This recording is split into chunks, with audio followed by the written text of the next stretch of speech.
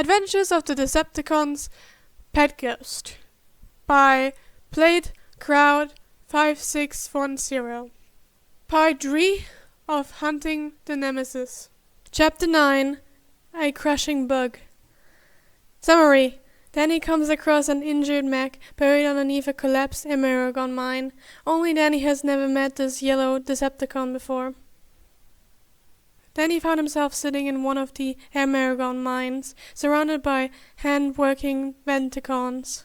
As they worked, the firing sounds of drills and PD steps echoed around the large cave.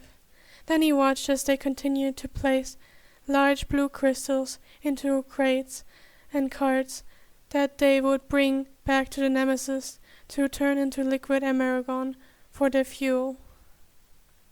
Danny found the process of mining their food interesting, and asked a couple of Venticons if he could tag along, to which they agreed.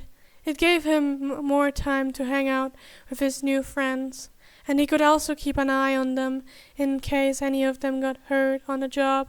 At this point, most of the Venticon drones would rather ask him for a checkup rather than go up to knockout and waste the doctor's time and precious resources. Danny didn't mind being dubbed the official Venticon medic on duty. It was fun! Danny watched from a large piece of equipment he was sitting on idly, swinging his legs. One of the Venticons sliced fully through one of the larger crystals using a laser, and two more came up beside him, lifting either end of the large crystal to put in a cart. Danny smiled. They helped each other. Suddenly Danny's ears perked up. There was shouting and the sound of Emergon blasts down one of the tunnels. Danny's eyes widened, and he shot to his feet. A bigger explosion sounded, and the whole cavern shook. The ground beneath them lurched, sending a few Venticons stumbling before the entire place began to collapse. Danny's eyes widened as huge rocks began to fall from the ceiling. Steve was closest to Danny, and he raced out a service to snatch Danny up and pull him into cover. Danny glanced over at C-27, who was bracing himself just across the cave from them with a service to his audials. "Cave unstable, requesting immediate ground bridge," he shouted. The sound of the ground bridge powering on filled the room, and the purple and black bots scrambled towards the portal. Most of them made it through in time. Only a few left when suddenly a large boulder crashed in front of the portal, causing them to stumble back. Steve held a service over Danny's head to shield him from any additional debris. More rocks fell around them. After a few more moments of chaos, everything started to settle. Danny looked around, his night vision doing wonders for him. He glanced up to see Steven's visors staring down at him. "Thanks!" Danny dusted himself off before scrambling out of the con's service. He then began to search throughout the small cave they were trapped in, checking on the other Venticons for injuries. Luckily, no one seemed injured, which was a relief. He noticed one of the other Venticons, F-368, if he remembered his designation correctly, beginning to help pull any other trapped cons out from the rubble. Then he smiled at him and turned his attention back toward searching for any possible escape routes. But unfortunately, it looked like they were thoroughly trapped down in there. At least all Soundwave needed was to get a new reading on their coordinates again, and he could send another ground bridge. Then he nodded to himself as he leaned up against a rock, waiting patiently. Suddenly, he felt a shiver down his spine. His head snapped up as he felt the faint, frantic firming of an EM field. Someone was scared, and more importantly, someone was hurt. Danny's eyes quickly glanced around the cramped cave, immediately noticing that it wasn't coming from any of the cons around him. Someone else was trapped, and they were in trouble. "Stay here," Danny muttered to the two cons closest to him, grimacing as they looked back at him with tilted helmets. "Right, trapped in a cave. means nothing to you." But the cons didn't comment, just going back to sitting patiently, waiting for more orders. Then he made his way towards a wall. This wall was solid, but he could for sure feel the field of panic and the stress emanating from the other side. Then he phased through seamlessly, his body slipping through the rock, and pressed on until he emerged on the other side. Then he froze at the side in front of him. A yellow mech, simulant framed to knock out, was half buried under a pile of rocks. His legs and arms were pinned beneath a mass of debris, amalgam leaking from the crushed limbs. The mech made a sound of pain, and his EM field radiated panic and fear that is much easier to feel when he was on this side of the wall. Bumblebee's optics flickered back online, blurry at first, before snapping into focus. His processor spun as he tried to remember what had happened for him to be hurting this much. The cave. He'd been in the mine when it collapsed. He remembered the Autobots moving in to seize the American supply hidden there, and then one of the drones fired a bad shot, hitting one of the American mines. They were just lucky it didn't blow the whole mine. But the mine was unstable after months of stripping it from American, and before anyone could react, the cavern had collapsed around him. Now Bumblebee was alone, lying trapped in a small dark pocket, big enough to take only a few steps if he could get up. Dust and rubble clogged his vents as they circled through the air. He tried to pull himself up, but the sharp pain and the sound of metal against rock made him wince. His right arm was crushed beneath heavy boulders, and his right leg was in the same condition. Dents marred his chassis, some of them deep enough to be leaking amargon. His buck sank when he saw the steady growing pool of amargon forming beneath him, initially lighting up the rocks around him with its fluorescent color before fading out the further it made it from his frame. Bumblebee's whirled in panic. He couldn't detect the others. His comms were jammed, probably from the thick rocks surrounding him. This also means it is likely also blocking his life signal from reaching them. He had no way of knowing if the Autobots were coming for him, and if they did, would they arrive before he lost too much amargon? A sharp panic beep slipped from his vocalizer as he tried to yank his arm free, desperate to move, desperate to do something to save himself. If he could just free his arm, maybe he could patch up his leg and hold out a little longer. But as he tugged, more rocks shifted, and the unbearable screech of metal echoed through the cave. More debris tumbled down from the pile his arm was supported, scraping and crushing his limb further. His vents kicked up, trying to expel the dust clogging them, but it only stirred the particles around him, making it harder to see. He needed to make noise to signal for help, but if he made too much noise, the Decepticons would hear it too. This was still their mine after all. Then again, if the Decepticons found him, at least they'd need him alive for questioning. That would buy him time to come up with a plan. He tugged at his arm again, but the rock shifted in the wrong direction, threatening to crush him more. "I wouldn't do that." Bumblebee froze at the sound of an unfamiliar voice echoing off the cavern walls. He snapped his battle mask close, optics darting around. A Decepticon? No. His gaze flickered downward, and his optics widened. A human boy with white hair was standing a few feet away, staring up at him with concerned glowing green eyes. "You will just crush yourself more," the boy continued. Bumblebee's processors scrambled to make sense of the situation. Why was there a human down here? His bark surged with shock, the amalgam leaking into his EM field.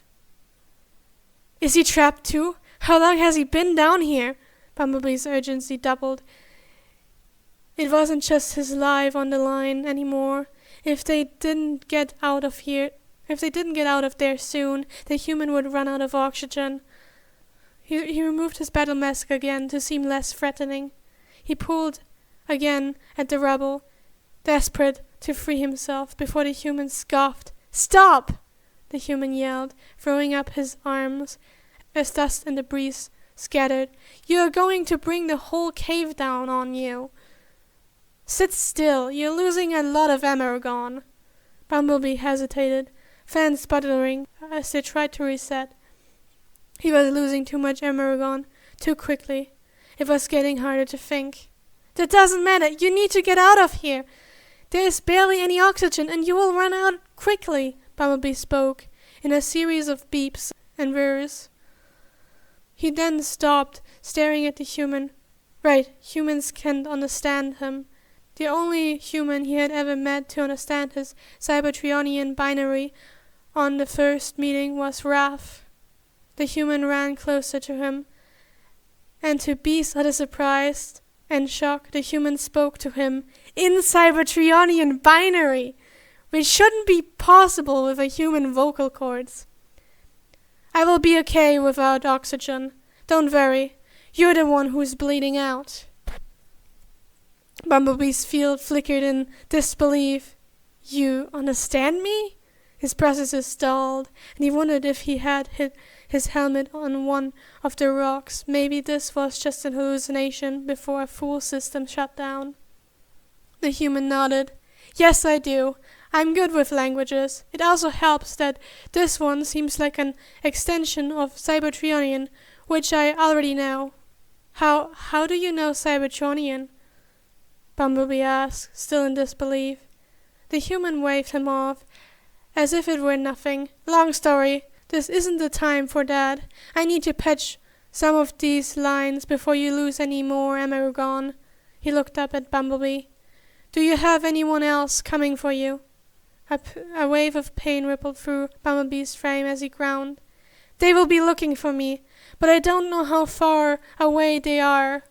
The human nodded, a brief frown creasing his brows as he surveyed the damage. He knelt next to Bumblebee's crushed arm, his feet in a puddle of Emergon that was slowly spreading across the cave floor. After a moment's hesitation, he pulled out a phone from his pocket. Bumblebee watched, squinting at the scene. The human pressed a contact labeled "paint job" and muttered under his breath, come on, pick up, you self-absorbed pile of bolts." He muttered to himself in English, urgency filling his voice. After a few tense silent moments, he glanced down at the phone and narrowed his eyes. "Scrap! You never pick up when I need you to," he hissed. Bumblebee tilted his helmet. "There's no cell service down here. My comms aren't even working," he beeped, his tone slightly apologetic. With a frustrated sigh, the human stuffed the phone back in his pocket. "Should have guessed. It's okay. I can figure this out, with or without that cherry red asshole." Bumblebee didn't quite understand what that meant, but he decided to let it slide. He watched as the human moved quickly, removing a few large, non-load-bearing rocks from Bumblebee's arm and setting them aside as if they were nothing, using strength that the human shouldn't possess. As the rock shifted away, a piece of Bumblebee's plating, no longer held down by the weight, shattered to the ground. Both the human and Bumblebee winced at the sound, but at least now the human had better access to the injury. "Okay, I can work with this," the boy said to himself. "I've seen worse." He leaned over Bumblebee's damaged limb, his fingers glowing with a faint green light. He moved some of the wires and tubing aside carefully, his brow furrowed in concentration.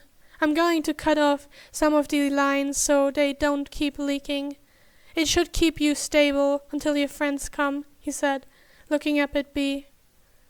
Bumblebee nodded, too exhausted and pained to question further.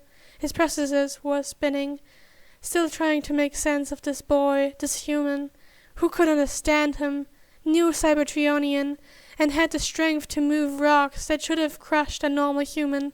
not to mention the glowing fingers. The human reached into Bumblebee's arms, and with a focused expression he began smothering the broken Emergon line shut, with nothing but his fingers. The hissing sound of metal melting and the faint sizzle of Emergon emanated around the cave. Bumblebee was left watching in stunned silence, a strange sense of familiarity creeping through his processors. There was something about this human that made Bee feel like he knew him somehow, but he couldn't place it. He would have remembered meeting a human with snow-white hair and glowing green fingers, wouldn't he? The boys worked like he had done this before. "How do you know how to do this?" Bumblebee finally asked, his voice a weak series of beeps as he tried to distract himself from the pain. "I told you, long story," the boy replied, not taking his eyes off Bumblebee's arm. "But let's just say, if I'm in a nickel for every time I had to help a crushed Cybertronian in a cave, I would have 2 nickels, which isn't a lot, but it's weird that it happened twice." The human laughed to himself. The human continued working, and Bee didn't have the concentration to start up another conversation. "All right, arm's done, now onto the leg." The kid muttered more to himself than Bumblebee. Bee groaned as the human switched positions, his optics flickering in and out. The damage was taking a toll, and the Emergon loss was starting to hit him hard. "Stay with me, kid," the human said firmly, his voice cutting through Bumblebee's haze. Bee fought back the retort that he was hundreds of years older than this human, but opted not to say anything. The human's fingers slid up again as he carefully sealed more leaking Emergon lines. The process went much quicker this time, as the injury was less severe than his arm. Bee didn't notice that he was nodding off again until the human spoke up. "Hey, you're going to be okay, but you have to stay awake." There was urgency in his voice as he moved towards the Autobot's chassis. Had the human already finished with the leg? Did he just not notice? Bumblebee's optics dimmed further. I'm trying," Bumblebee beeped weakly. His processor was sluggish, and his vision blurred. The human started to work diligently on Bumblebee's chest. Bee was too tired to try and catalog what he was doing, and he was fading again when the human's voice snapped through. "You're stable now," he eventually said, his tone softer, reassuring. "Just hang in there a little longer. Your friend should be close." Bee wanted to ask how he knew, but after a second of listening, he could hear the distant clatter of rocks being moved, echoing through the rubble. Bumblebee's optics brightened just a little at the noise. Bumblebee's optics tried to look up at the human, who was now becoming more of a disembodied shape. Thank you," he beeped softly. "Don't mention it." His eyes looked at the wall where all the sounds were coming from. "But it's probably better if I'm not here when they arrive. Less questions that way." He stood up, stretching his limbs above his head. "I'm gonna go back and check on the others. See you next time." Bumblebee blinked, trying to process what he meant, but before he could, more rocks tumbled down from the opposite wall, and the cave was suddenly flooded with light from 2 sets of headlights. Ace and Ratchet rushed into the cave, their optics looking onto Bumblebee's damaged frame immediately. "Bee!" Ace shouted, rushing towards him as Ratchet trailed behind, already scanning him over with his medical tools. "What happened here?" Ratchet demanded as he kneeled next to Bumblebee, quickly inspecting the crushed arm and the patched wounds. Bumblebee groaned weakly, his optics dimmed again, as he tried to respond. Human helped me." Ratchet paused, glancing up in confusion. "A human?" His optics scanned the area, searching for any sign of life. Ace joined him, her blaster still down as she surveyed the cave. "Where?" Bumblebee struggled to stay conscious, glanced towards where the white-haired human had been standing moments ago. His optics flickered weakly. The boy was gone. The cave empty aside from the fallen rubble. He was just here, Bumblebee beeped quietly, his voice fading as exhaustion finally took over. Ratchet frowned, his EM field buzzing with skepticism as he continued his work on Bumblebee. We didn't detect any human life signs on the way in. You must be more injured than I thought. But Elle's optics narrowed as she scanned the area again. If there was a human here, they couldn't have escaped any other way than the way we came in. Are you sure one was here? Ratchet raised an optic ridge, looking at some of the patched injuries. We can question him later. Right now, he needs proper medical attention. Let's get him out of here.